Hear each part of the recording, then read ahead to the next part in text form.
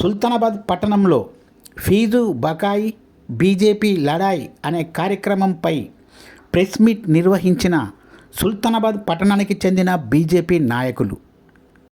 ఈ కార్యక్రమానికి ముఖ్య అతిథిగా పెద్దపల్లి మాజీ ఎమ్మెల్యే గుజ్జుల రామకృష్ణారెడ్డి పాల్గొన్నారు. ఈ కార్యక్రమం బీజేపీ నాయకులు కడారి అశోక్రావు ఆధ్వర్యంలో నిర్వహించారు. పెద్దపల్లి మాజీ ఎమ్మెల్యే గుజ్జుల రామకృష్ణారెడ్డి మీడియాతో మాట్లాడుతూ, కాలేజీలలో చదివే విద్యార్థులకు ఫీజు రియంబర్స్మెంట్ అంటూ 15,000 కోట్ల రూపాయలు పెండింగ్లో పెట్టి ప్రభుత్వం విద్యార్థుల జీవితాలతో ఆటలు ఆడుకుంటుందని, వెంటనే ఫీజు రియంబర్స్మెంట్ డబ్బులు కాలేజీల యజమానులకు చెల్లించి విద్యార్థుల జీవితాలలో వెలుగు నింపాలని, వారికి అన్ని విధాలా సహకరించాలని అన్నారు గుజ్జుల రామకృష్ణారెడ్డి. ఈ కార్యక్రమంలో బీజేపీ సీనియర్ నాయకులు, సుల్తానాబాద్ పట్టణానికి చెందిన, మండలానికి చెందిన బీజేపీ నాయకులు, కార్యకర్తలు పెద్ద సంఖ్యలో పాల్గొన్నారు. వాళ్ళు ఉన్నటువంటి దాంట్లో కర్ర చేస్తూ ఉన్నారు తప్ప ప్రజలలో విశ్వాసం కోల్పోయింది కాంగ్రెస్ పార్టీ. 10 సంవత్సరాల టీఆర్ఎస్ పాలనకు 2.5 సంవత్సరాల కాంగ్రెస్ పాలనకు ఏం తేడా లేదు అని చెప్పి ప్రజలు వ్యతిరేకించాలి. మంచి లేదు, చెడు లేదు. మంచిని మంచి అనకపోతే కష్టం, మంచిని గుర్తించకపోతే కూడా కష్టం.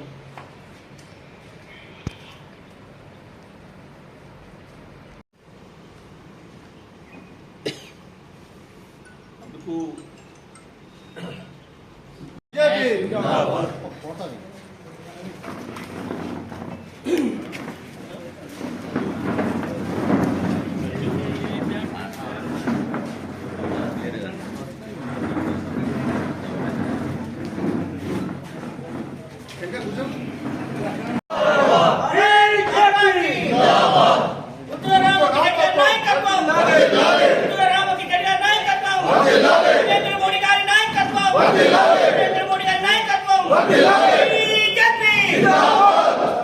చాలా రోజుల తర్వాత ప్రెస్ మీట్ పెట్టడం జరిగింది. పాత్రికేయ సోదరులకు అందరికీ పేరు పేరున నా యొక్క హృదయపూర్వక నమస్కారం చేస్తూ, ఈరోజు ఫీజు బకాయి బీజేపీ లడాయి అనే కార్యక్రమంలో భాగంగా మా రాష్ట్ర అధ్యక్షులు స్టేట్ పార్టీ ఆఫీస్లో 2 రోజుల నిరాహార దీక్ష చేస్తున్నారు. వారికి సంఘీభావంగా మరియు విద్యార్థులకు సపోర్ట్గా ఈరోజు ప్రెస్ మీట్ నిర్వహించడం జరిగింది. దీని గురించి పూర్తి వివరాలు మా ప్రియతమ నాయకులు వివరిస్తారు, మరి మాట్లాడవలసిందిగా కోరుతున్నారు. రాజకీయాలు దినదినం మారుతూ ఉన్నాయి. తెలంగాణ రాష్ట్రం ఏర్పడిన తర్వాత 2014లో టీఆర్ఎస్ పార్టీ అధికారంలో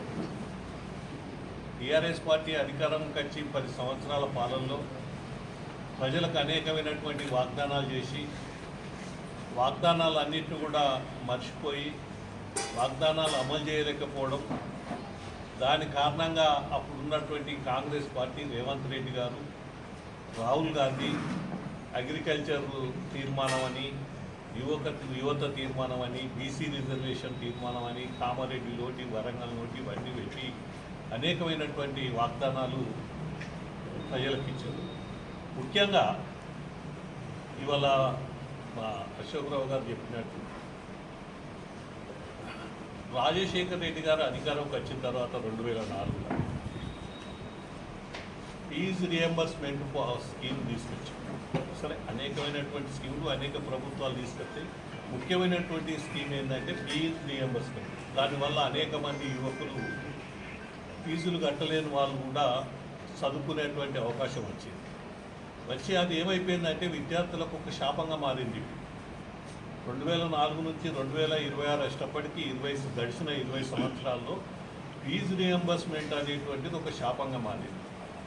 చదువుకున్న ప్రభుత్వం ఫీజు రియంబర్స్మెంటు బకాయిలుండి, కాలేజీలకు బకాయిలుండి, విద్యార్థులకు చదువుకొని బయటకు వచ్చిన తర్వాత వాళ్ళకి సర్టిఫికెట్ ఇవ్వకపోతే పై చదువులకు కానీ వేరే ఉద్యోగాలకు కానీ పోలేనటువంటి పరిస్థితి వాళ్ళ విద్యార్థులకు ఏర్పడుతుంది, విద్యార్థుల తల్లిదండ్రులకు ఏర్పడుతుంది. ఒక అయోమయమైనటువంటి పరిస్థితి ఇవాళ విద్యార్థులకు వచ్చింది.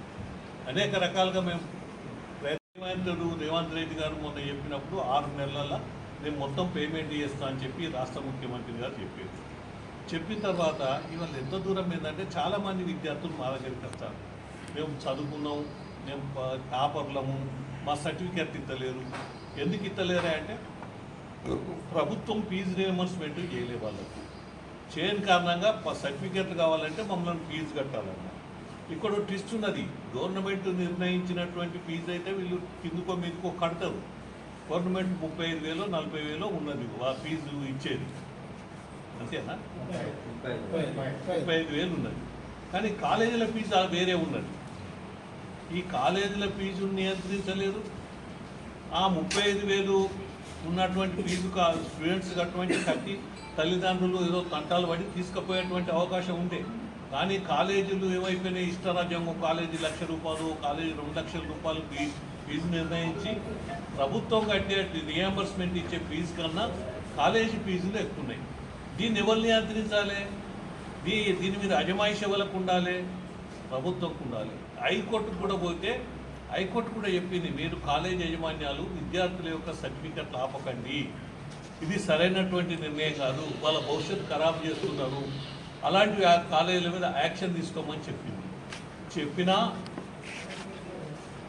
జేఎన్టీయూ వాళ్ళ అడ్మినిస్ట్రేషన్ చెప్పినా ఎవరు చెప్పినా కాలేజ్ యాజమాన్యాలు వినడం లేదు. వినిపించేటువంటి శక్తి సామర్థ్యం ఈ ప్రభుత్వాలు కోల్పోయినాయి. ఈ ప్రభుత్వాలు అసమర్థంగా